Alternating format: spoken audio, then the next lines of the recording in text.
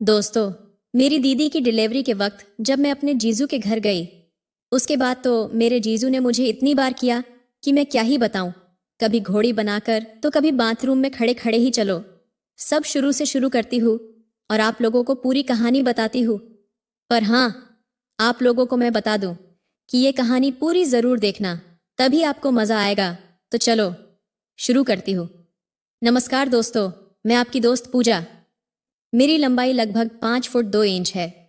मैं 21 साल की उभरती जवानी की लड़की हूँ। मेरे चश्मे और ब्रा का नंबर हमेशा बढ़ता ही जाता है और मेरी ब्रा का नंबर भी बढ़ता जा रहा है। मेरा रंग दूध की तरह गोरा है। दोस्तों, यह साली जीजा कहानी उस समय की है जब मेरी दीदी गर्भवती थी और उनको बच्चा होने वाला था। उस समय जीजू ने दीदी से कहा कि कुछ दिन के लिए पूजा को बुला लो तो कुछ मदद मिल जाएगी, और वैसे भी तुमको अब घर का काम करने के लिए डॉक्टर ने मना कर दिया है। इस पर दीदी ने अगले दिन मम्मी को फोन किया और मुझे कुछ दिन के लिए भेजने को बोल दिया। फिर भैया मुझे लेकर दीदी के घर छोड़ने आ गए। उस दिन जब मैं घर पहुंची तो शाम को जीजू ऑफिस से घर आए और मुझे देखते ही बोले, आ गई साली साहिबा, कैसी हो पूजा?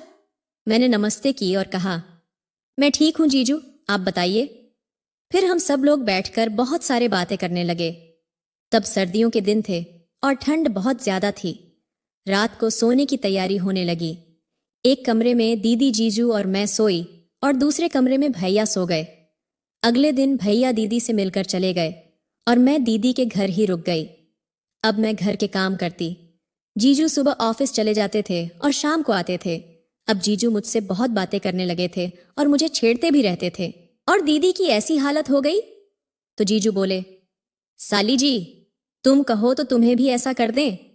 यह बोलकर जीजू हंसते हुए अपने के तलवार को खुजलाने लगे। मुझे बहुत शर्म आई। जब मैं किचन में काम करती तो जीजू आकर पीछे से पकड़ लेते और किस करने लगते। कई बार तो मेरे सलवार के अंदर हाथ डालकर सहलाते थे। मैं उनसे कहती, हट जाओ, दीदी आ जाएंगी। तो वे कहते, नहीं आएगी, बस तुम काम करती रहो। दोस्तों, दीदी के घर के नीचे दीदी की सास और दीदी के देवर रहते थे। दीदी की सास अधिकतर नीचे ही रहती थी क्योंकि उनके घुटनों में दर्द रहता था, इसलिए वे ऊपर नहीं आती थीं। लेकिन अगर मैं सामने पड़ जाती या आसपास कोई नहीं होता तब दीदी के देवर मुझसे बात करने की कोशिश करते थे। दीदी के घर में किराए पर कमरा लेकर रहने वाले लड़के, आस पड़ोस के लड़के और रिश्तेदारी के बहुत से लड़के मुझे करने की जुगाड़ में रहते थे।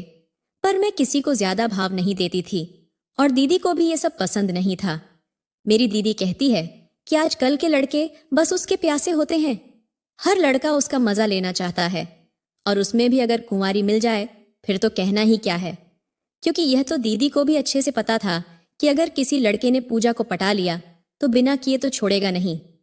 एक रात हम खाना खाकर लेटे ही थे कि अचानक 10 बजे दीदी के पेट में डिलीवरी का दर्द शुरू हो गया। उनकी हालत बिगड़ने लगी तो जीजू ने गाड़ी निकाली, दीदी को अस्पताल ले गए और भर्ती करा दिया। दीदी के साथ उनकी सास भी गई थी। मैं और दीदी के देवर घर में अकेले थे। मुझे बहुत डर लग रहा था कि कहीं दीदी के देवर ऊपर आकर मुझे कुछ करना दें। पूरी रात में ठीक से सो भी नहीं पाई, लेकिन ऐसा कुछ नहीं हुआ। सुबह जीजू घर आए और बोले, साली साहिबा, अब तुम मौसी बन गई हो, तुम्हारी दीदी को बेटी हुई है। मैंने भी जीजू को बधाई दी। ये सब कहते कहते जीजू पीछे से मेरे गुब्बारे को दबाने लगे और मेरी कमीज उतारने लगे। मैंने मना किया लेकिन वो नहीं माने और किस करने लगे। फिर उन्होंने मेरी कमीज निकाल दी और मेरे ऊपर से दबाने लगे। मैं कसमसाने लगी। मैं छोड़ने के लिए बोली तो जीजू कहने लगे, साली साहिबा, मेरा लेने का बहुत मन कर रहा है। पिछले 8 महीने से मुझे नहीं मिली है। तुम्हारी दीदी ने हाथ भी लगाने नहीं दिया था, इसलिए अब मना मत करो। मैंने कहा, जीजू नहीं, प्लीज छोड़ो, दीदी को पता चल जाएगा। इतना कहकर मैंने अपने आप को छुड़ाया और बाथरूम में नहाने के लिए भाग गई। तभी जीजू आए और बाथरूम का दरवाजा खोलने के लिए कहने लगे, लेकिन मैंने नहीं खोला। मैं नहाकर बाहर आई तो जीजू मुझे देखकर हंस रहे थे। तभी दीदी का फोन आ गया। वे कहने लगी कि नर्स ने बाजार से कुछ दवाइयां लाने के लिए बोला है। जीजू बोले, पूजा, जल्दी से खाना बना दो, तुम्हारी दीदी के लिए खाना भी लेकर जाना है। फिर मैंने खाना बनाया, जीजू ने खाना खाया और दीदी के लिए भी लेकर अस्पताल चले गए। फिर मैं सो गई। शाम को जीजू अस्पताल से घर आए और बताया कि अभी नर्स ने 2-3 दिन तुम्हारी दीदी को भर्ती रहने के लिए कहा है, क्योंकि उनको बहुत ज्यादा कमजोरी और दर्द है, इसीलिए अभी अस्पताल से उनकी छुट्टी नहीं कर सकते हैं। जीजू कहने लगे, साली जी चाय बना लो। मैंने चाय बनाई और हम दोनों साथ बैठकर चाय पीने लगे और बातें भी करते जा रहे थे। बातों बातों में जीजू ने मुझे बताया कि कल तुम्हारी दीदी की शादी को 3 साल हो जाएगा। तभी मुझे याद आया, अरे हाँ जीजू, कल तो आपकी शादी की सालगिरह है, मैं तो भूल ही गई थी। लेकिन जीजू थोड़ा उदास हो गए क्योंकि दीदी अस्पताल में थी। मैं बोली, कोई बात नहीं जीजू, कल दीदी से मिलने चलेंगे। अगले दिन मैं जीजू के साथ दीदी से मिलने अस्पताल गई तो दीदी मुस्कुरा रही थी। तभी मुझे याद आया, अरे हाँ जीजू, कल तो आपकी शादी की सालगिरह है, मैं तो भूल ही गई थी। लेकिन जीजू थोड़ा उदास हो गए क्योंकि दीदी अस्पताल में थी। मैं बोली, कोई बात नहीं जीजू, कल दीदी से मिलने चलेंगे। अगले दिन मैं जीजू के साथ दीदी से मिलने अस्पताल गई तो दीदी मुस्कुरा रही थी। जीजू बोले, जान, तुम्हें याद है आज हमारी शादी की सालगिरह है? तो दीदी कहने लगी, हाँ मुझे याद है। जीजू ने हैप्पी मैरिज एनिवर्सरी कहते हुए दीदी के माथे पर किस कर दिया।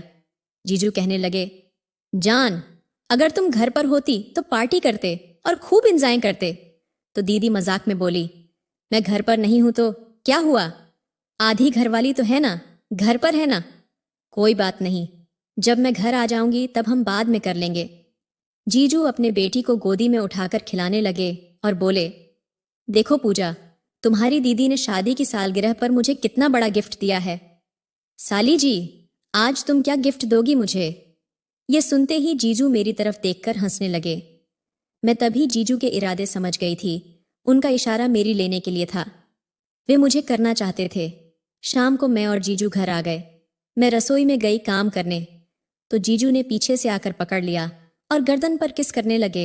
मैंने जीजू को हटाया तो जीजू बोले, नहीं पूजा, आज मत रोको। इतना कहकर उन्होंने मुझे पलटा और गले से लगाकर कस के चिपका लिया और हम दोनों 1 मिनट तक ऐसे ही एक दूसरे से चिपके खड़े रहे। फिर जीजू ने अपने होंठ मेरे होठों पर रख दिए और चूसने लगे। करीब 5 मिनट बाद वे अलग हुए। मेरी आंखों में देखते हुए जीजू बोले, जान, आज मेरी शादी की 3री सालगिरह है। तुम्हारी दीदी नहीं है तो क्या हुआ, तुम तो हो। मैं तुम्हारे साथ इसे यादगार बनाना चाहता हूं। चलो अब तैयार हो जाओ। मैंने शर्मा कर सिर नीचे कर लिया। जीजू बोले, पूजा जल्दी से खाना बना लो, मैं तुम्हारी दीदी को दे आऊं। मैंने जल्दी से खाना बनाया। हम दोनों ने साथ बैठकर खाया और पैक करके जीजू को दे दिया। वे अस्पताल में दीदी को देने चले गए। दीदी के लिए खाना घर से ही जाता था। जब जीजू वापस आए तो उनके साथ एक आदमी आया था। जीजू उसको कमरा सजाने के लिए साथ लेकर आए थे। वह हमारे लिए कमरा सजाने लगा। उस रात घर पर कोई नहीं था। दीदी की सास और दीदी के देवर अस्पताल में दीदी के पास रुके हुए थे। जीजू बोले, जान, अब तुम भी तैयार हो जाओ। उन्होंने मुझे दीदी की शादी का लन्हगा और गहने सब दे दिए थे। मैं थोड़ी देर में तैयार हो गई। वह आदमी भी कमरा सजाकर जा चुका था तो जीजू मुझे गोदी में ले गए, उठाकर कमरे में और बिस्तर पर बैठा दिया। पूरे कमरे में गुलाब के फूलों की खुशबू आ रही थी। दोस्तों, कसम से मैं किसी दुल्हन से कम नहीं लग रही थी। मुझे ऐसा लग रहा था कि जैसे आज मेरी ही सुहागरात है। मुझे बैठाकर जीजू खुद भी तैयार होने चले गए। 10 मिनट बाद जीजू आए। उन्होंने कुर्ता पायजामा पहन रखा था। वे बिल्कुल दूल्हा लग रहे थे। अब जीजू मेरे पास आए और मेरा घूंघट उठा कर मेरी आंखों में आंखें डालकर देखने लगे। मैं शर्माने लगी और जीजू से कसकर लिपटी रही। कुछ देर बाद वे अलग हुए और मुझे घुमाकर पीछे से मेरी पीठ, कान, गर्दन, कान की लौ पर किस करने लगे। मेरे ब्लाउज की डोरी खींचने लगे। जीजू एक एक करके मेरे गहने उतारने लगे और किस करते जाते। मैं तो उत्तेजित होती जा रही थी। मुझे कुछ कुछ होने लगा था। उसके बाद तो दोस्तों, मेरे जीजू ने मेरे साथ वो सब किया जो एक पति पत्नी करते हैं। मुझे तो ऐसा लग रहा था जैसे कि मेरी ही सुहागरात है आज। उस रात हमने 4 बार किया। फिर जब दीदी घर आ गई तो जीजू मुझे ऊपर वाले कमरे में ले जाकर मेरी करते जब दीदी सो जाती थी। दोस्तों, मैं वहां 1 महीने रही और 1 महीने में मेरी पता नहीं कितनी बार जमकर हुई। फिर मम्मी ने दीदी को फोन करके बोला कि अब पूजा को घर भेज दो। एक दिन दीदी कहने लगी, सुनो जी, पूजा इतने दिनों से यहाँ रुकी है, पूजा को शॉपिंग तो करा दो। तो जीजू मुझे बाजार ले गए और अच्छा सा सूट कुर्ती जीजू ने मुझे दिलवाई। घर आकर मैंने सूट कुर्ती दीदी को दिखाया जो कि उन्हें भी अच्छा लगा। दोस्तों, अब मैं अपने जीजा से मजा लेकर मैं अपने घर आ गई। जब जीजू फोन पर बात करते हैं तो बोलते हैं, साली जी यहाँ कब आ रही हो, यहाँ आ जाओ, फिर तुम्हारी ढंग से कसरत करूंगा।